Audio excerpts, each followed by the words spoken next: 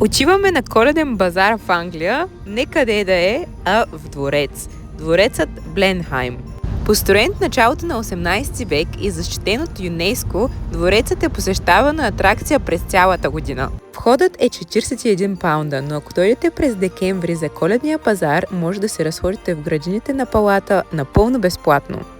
Йоркшайрския пудинг и съндей роста са на почет в Англия, особено по Коледа. А аз си взех печени картофи с дърпано свинско, поляци с грейви. После се разходихме из градините на двореца, а срещу него се издига Гранд Колоната. Тя, както и самия дворец, са построени в чест на херцога на Малборо за победата му при Бленхайм. Потомък на херцога е не кой да е, а самият Уинстън Чърчил. Той е роден и отгледан именно в този дворец. Тук години по-късно се снима и сцена от филма Хари Потър и Орденът на Феникса, точно тук от това дърво, а самото дърво е на 250 години.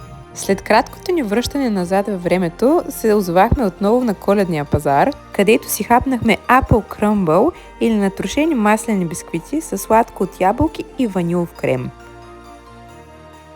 Супер, обаче това на Филип изобщо не му стигна и се отправихме към тези сладки чучовци, които продаваха немски братвурсти.